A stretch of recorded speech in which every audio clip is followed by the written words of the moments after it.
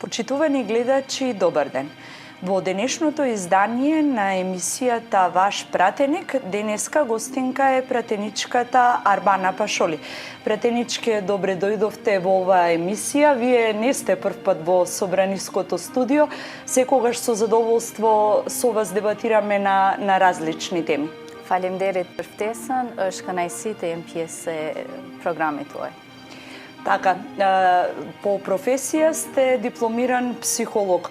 Откаде еден психолог во политика?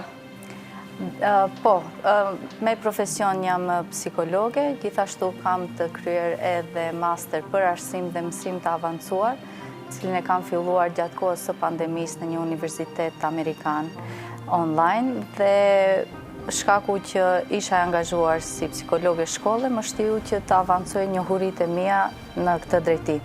Megjithatë, ajo që unë kisha parashikuar për të ardhmen time nuk ndodhi për shkak se erdhi angazhimi im në politik, por mendoj se psikologjia dhe politika kanë shumë gjëra të përbashkëta dhe një ndër to dhe mendoj më e çmuara është fakti që si në psikologji ashtu edhe në politik, kryefjala duhet të jetë njeriu dhe shoqëria. Така е. Откаде љубовта кон психологијата?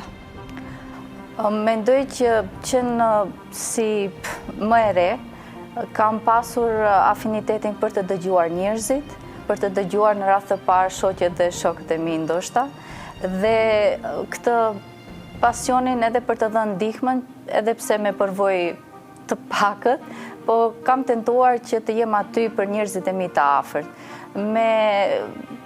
Mbas mbarimit të shkollës të mesme, ishte një pasion që mu zhvillua edhe më tepër, aq më tepër që unë kam patur mundësi të mbaroj shkollën e mesme në Amerikë dhe atje pata mundësin të shoh përsa afërmi dhe të mësoj më tepër për fushën e psikologjisë dhe se si praktikohet ajo. Kështu pasi u ktheva në Maqedoni, në Dibër, nga ku edhe vi, regjistrova studimet në Universitetin Shën Kirili dhe Metodi dhe vazhdova studimet për psikologji. Го спомнавте Дибар, од вашата биографија објавена на Собраниската веб страница, гледаме дека сте родена и живеете се уште во Дебар. Сите во себе носиме некои вредности и традиции кои колку што доаѓаат од семејството, од обкружувањето, од нашите пријатели кои што ги негуваме од најмала возраст, доаѓаат и од местото на живење. Што најмногу делуваше на вас да се изградите во личност каква што сте денес? Po më duhet të them që jam shumë krenare që jam dibrane dhe këtë e bart me vete kudo që shkoj. Është fakt që rritesh me vlerat, me traditën, me kulturën dhe është fakt gjithashtu që shembullin e parë që sheh për atë çfarë do të jesh në të ardhmen është pikërisht familja, anëtarët e familjes, e mëtej patjetër edhe mësuesit, njerëzit e afërt, shoqëria e kështu me radhë. Jam e fat që jam e lindur në Dibër, siç e cekët edhe ju, unë vazhdoj akoma të jetoj në Dibër, edhe mendoj se momentin që unë udhtoj nga Shkupi për në Dibër arrit të marr frym lirisht dhe këtë ndjenjë nuk do ta ndryshoj kur me asgjë. Ова е ваш втор мандат како пратеник во Собранието. Тешко ли е да се биде жена во политиката во денешни услови кога социјалните мрежи, видеата се подостапни, многу е лесно да се каже некому нешто, некогаш се тоа добронамерни критики, но многу често јавните личности се соочуваат со некои невкусни критики. Тешко ли е? Është e vështirë, por nuk është e pamundur. Të jesh pjesë e politikës aktive, të jesh person publik, normal që në një farë mënyre të vendos përpara gjykimit publik, për atë se si vepron, se si sillesh, se kush je, ndonjëherë me të drejtë, ndonjëherë me të padrejtë, një pjesë e mirë ndoshta e njerëzve të cilët komentojnë nuk kanë njohje të drejtë për drejtë me ju si individ, po gjykojnë nga larg dhe është e vërtet që rrjetet sociale shpeshherë janë hapësira shumë toksike për personat publik, aq më tepër për personat individët që mirën me politikë. Të them të drejtën, hera e parë kur kam përjetuar një presion të tillë është momenti pasi mora detyrën si deputete. Në momente të duket e çuditshme si ka mundësi dikush të vlerësoj pa të njohur nga afërt e pa pasur të bëj drejt për së drejti me ju, po për ato që ndoshta në këtë moment na ndjekin dhe kanë dëshirë që të angazhohen në politikë, një nga të vërtetat e para që duhet njeriu t'i pranoj është që do të jetë i gjykuar, i paragjykuar, ndoshta edhe i sharë, po kjo nuk do thotë që ne duhet të zbrapsemi ose duhet të stopojmë me punën tonë që bëjmë. E mira të mirës është të japim shembullin më të mirë nga vetja dhe mandej qytetarët të gjykojnë. Ви благодарам за овој дел од разговорот. Faleminderit juve.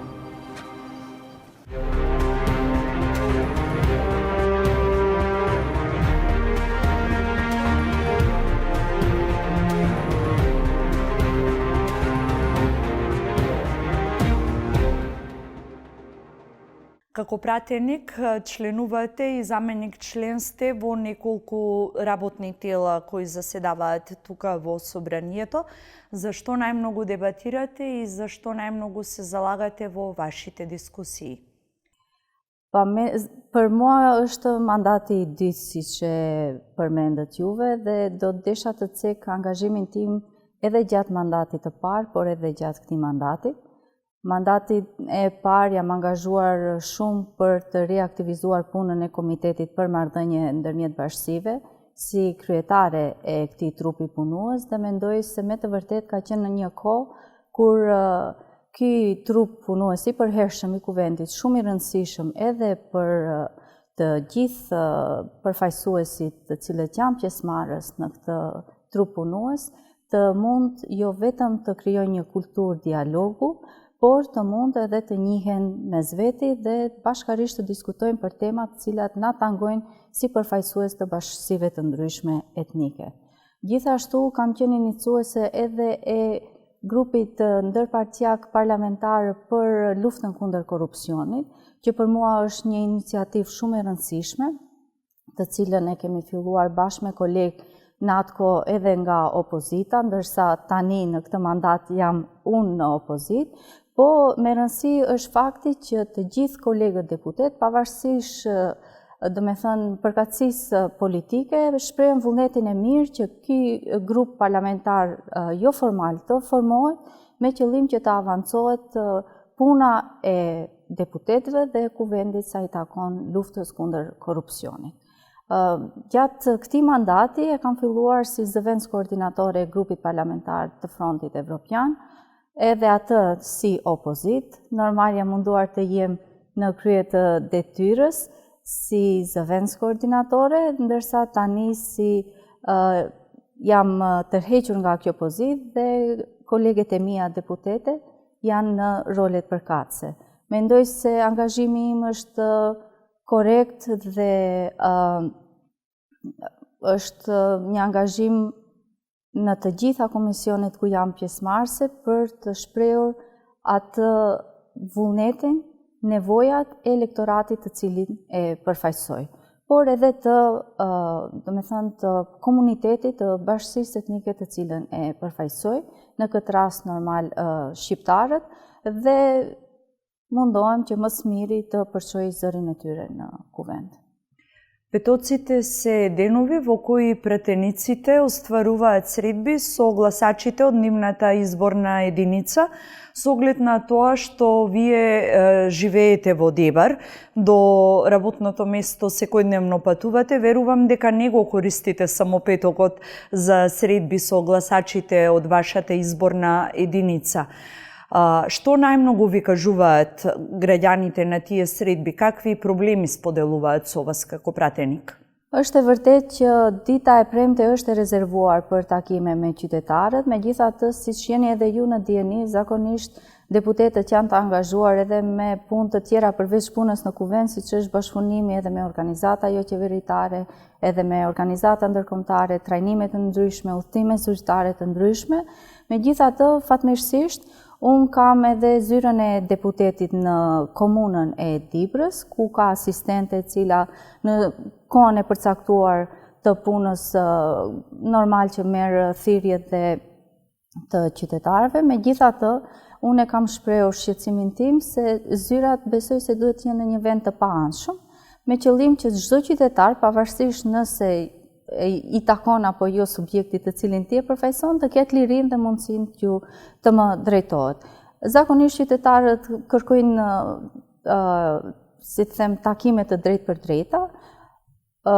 Ndonjëherë kuptohet edhe përmes takimeve duke ndarë një kafe bashkë për të qarë hallet dhe shqetësimet e tyre. Normal që nuk mund të përjashtohen vështirësitë ekonomike, nevojat për infrastrukturë të përmirësuar, cilësinë e jetesës, normal për politikat qendrore të cilat zhvillohen, kështu që temat janë të ndryshme, ndonjëherë janë personale, ndonjëherë janë tema cilat në vetvete mbartin problematika më të gjera, gjithsesi kontakti me qytetarët është shumë i rëndësishëm.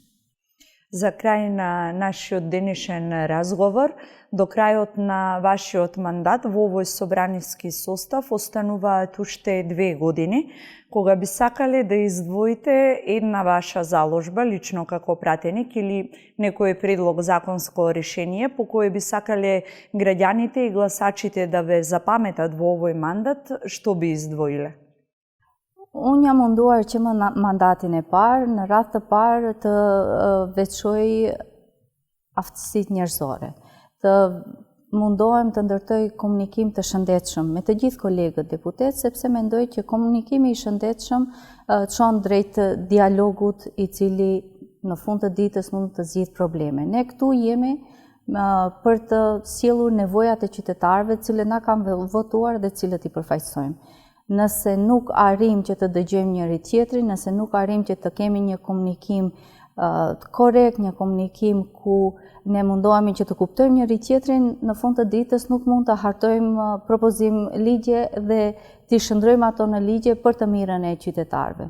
Mendoj se ky është mesazhi kryesor të cilin jam munduar të jap.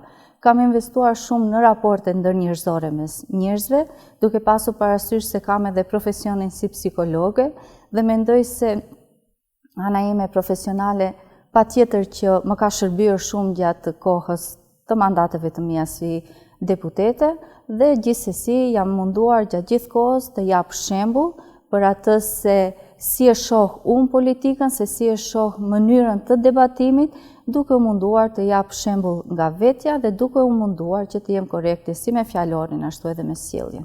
Uroj që këto cilësi të mia të kenë arritur deri te qytetarët dhe uroj të kem dhe të shërbej si shembull për gjeneratat e reja të cilat kanë dëshirë dhe duan të angazhohen me politikë. Ви благодарам за денешниот разговор, ни беше задоволство што пред нашите гледачи има можност да ве запознаат и приватно и службено како пратеник. Faleminderit shumë, e vlerësoj, punë të mbar. Vi благодарам.